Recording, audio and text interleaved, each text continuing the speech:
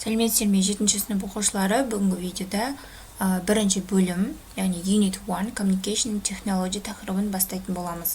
Видеоны көріп бастамас бұрын ең алдымен каналға тіркеліп кетейік, тіркелмеген оқушылар болса, және де видео ұнап жатса лайк басып, сұрақтарың болса комментарийге жазып кетсеңдер болады, және достарымен, сыныптастарымен бөлісіп кетсеңдер болады, иә.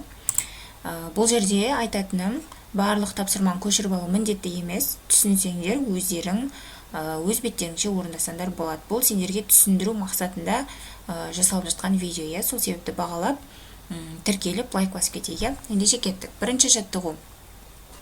Exercise 1, page 8. Match the words in the box with objects A till J. On page 9, then listen and check.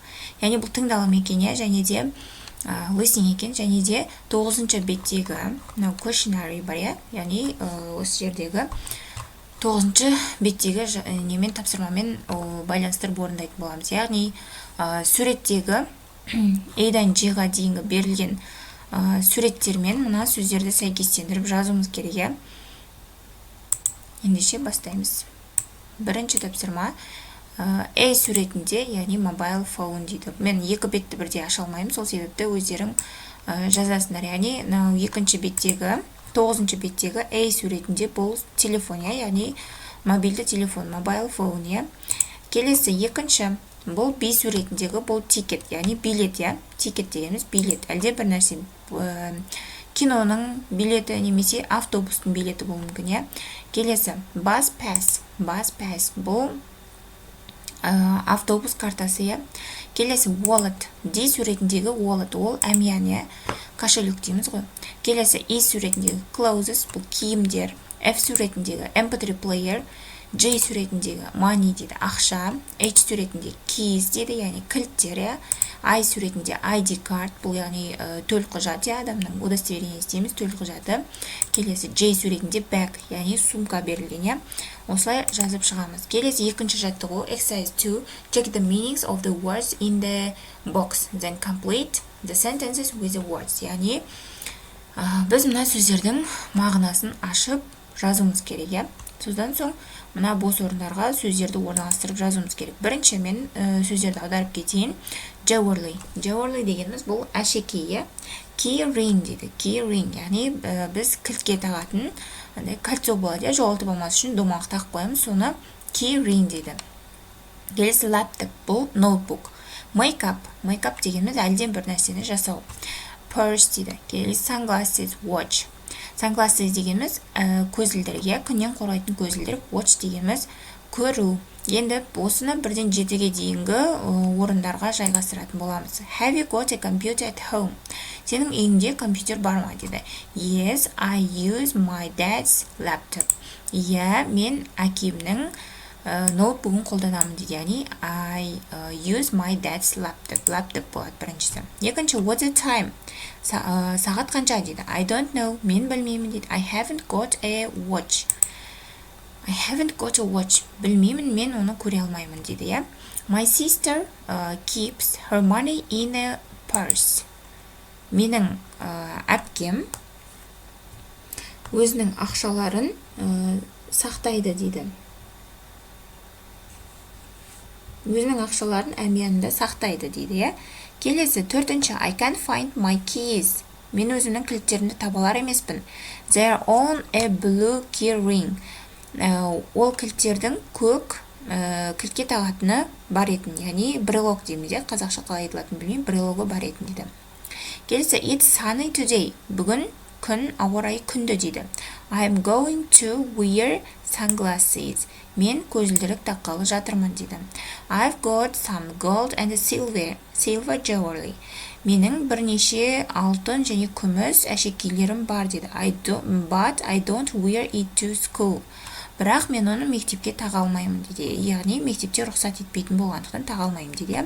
7-ші, my grandma has a pretty face and she doesn't wear makeup. Менің әжемнің өте әдемі бет әлпеті өте әдемі дейді. Ол ешқандай да бетіне мейкап дейміз, яғни бетін боямайды, әрлемейді дейді. Қыздар жақсы түсінетін жер, мейкап жасамайды дейді. Яғни мейкап дегеніміз бұл бетті бояу. осылай жауап береміз. Келесі үшінші жаттығу. Look at the questionnaire on page 9. 9-шы беттегі questionnaire-ға қара дейді. Check the meaning of the 6 adjectives in blue in the key. Яғни 9-шы беттегі questionnaire-ға қара және ол жердегі key дейді. Бұл questionnaire-дің жауабы, яғни осы жауаптағы 6 көкпен берілген сөздің мағынасын ашып жаз дейді. Бірінші, sentimental, яғни сентименталды. Келесі sensible, бұл саналы.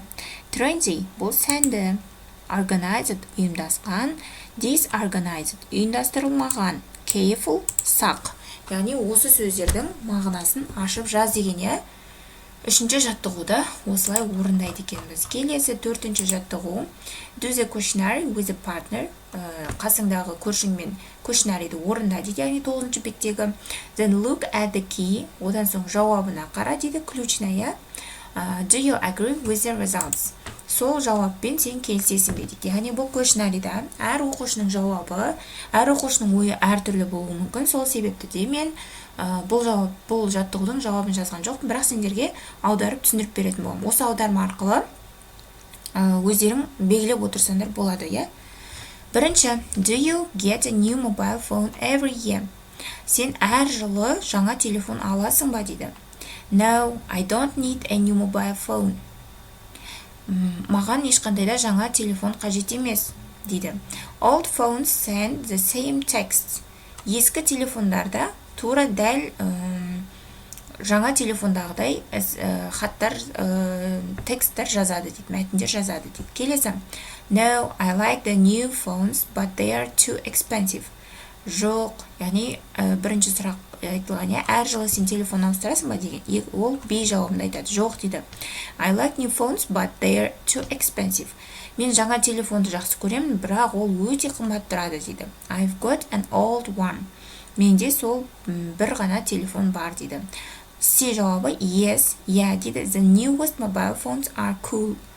Жаңа телефондар әрқашанда керемет дейді. Келесі екінші сұрақ. Have you got a collection of tickets and bus passes at home? Сен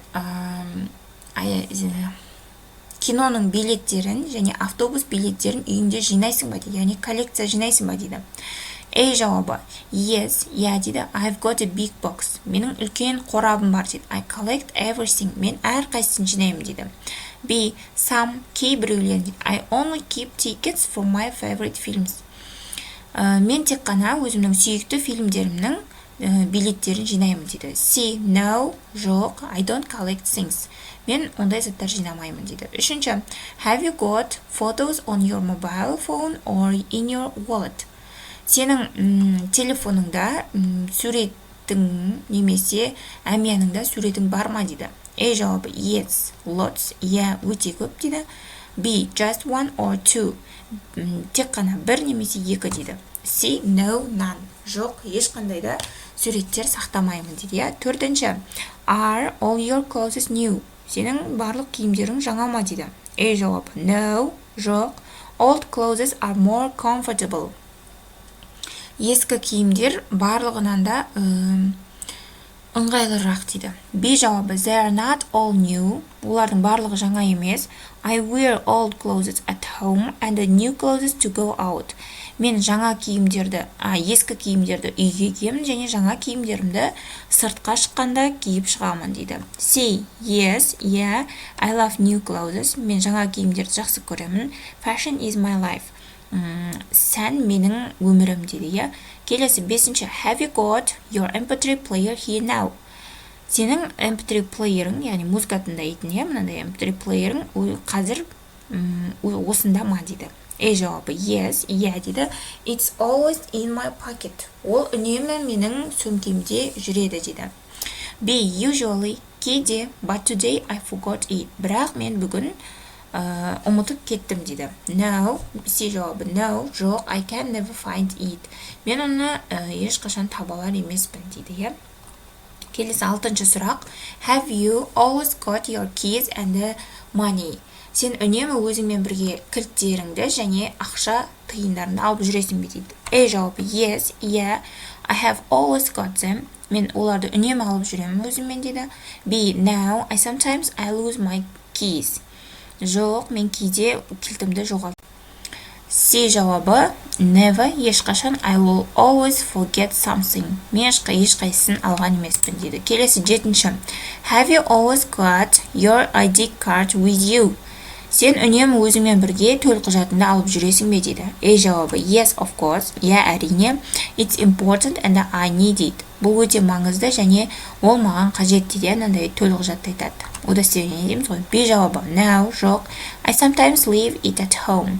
Мен кейде оны үйде қалдырып кетемін дейді. C never, ешқашан. I lose one every week.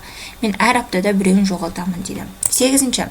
What is in your bag today? Сенің сөмкеңде бүгін не бар дейді.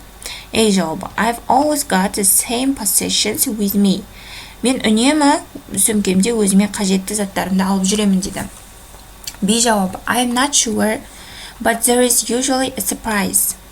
C жауабы I don't know, I can't remember everything. Мен білмеймін, есімде сақтай бермеймін дейді, иә. Яғни осы сұрақтарға жауап береміз және де барлығын есептеп мына жауапты шығаратын боламыз, иә. Сосын жауаппен келісесіңдер ме, келіспейсіңдер ме, оны да айтсаңдар болады, иә. Сонымен бүгінгі деппін мынау questionnary'ді аяқтадық. Келесі 5-ші жаттығу. Write 5 sentences about your answer to the questionnaire. Мынау questionnary'дағы өзіңнің жауабыңа байланысты 5 сөйлем жаз дейді, иә. Яғни менікін көшіріп алмаңдар, себебі questionnary'да сендер басқаша жауап берулері мүмкін, иә. Мен мысал ретінде questionnary'дің ішінен 5 сөйлем алып жаздым. Бірінші, I only keep tickets for my favorite films. Мен тек қана өзімнің сүйікті фильмдерімнің билетін жинаймын дейді. Екінші, I sometimes lose my keys. Мен кейде кілттерімді жоғалтып аламын дейді. Үшінші, I've always got the same possessions with me. Мен үнемі өзіммен керекті заттарымды алып жүремін дейді. I wear new clothes to go out. Мен жаңа киімдерімді сыртқа киіп шығамын дейді. Sometimes I forgot my MP3 player. Кейде мен өзімнің MP3 плеерімді ұмытып кетемін дейді, иә.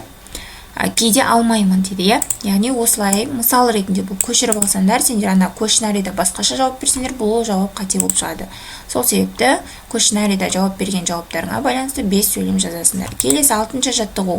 Work in pairs, ask and answer the questions about your possession. Жұптық тапсырма, өзіңнің қажеттіліктерің жайында сұрақ құрастырып оған жауап бер дейді. Бірінші, have you got a ID card? Сен төлқұжатыңды алдың ба дейді. Yes, I have. Иә, алдым дейді. Have you got a wallet? Сен әмияныңды алдың ба дейді. No, I haven't. Жоқ, мен алмадым. Бұл жай ғана мысал, иә. Осыған ұқсатып, яғни мына сөздер бар ғой.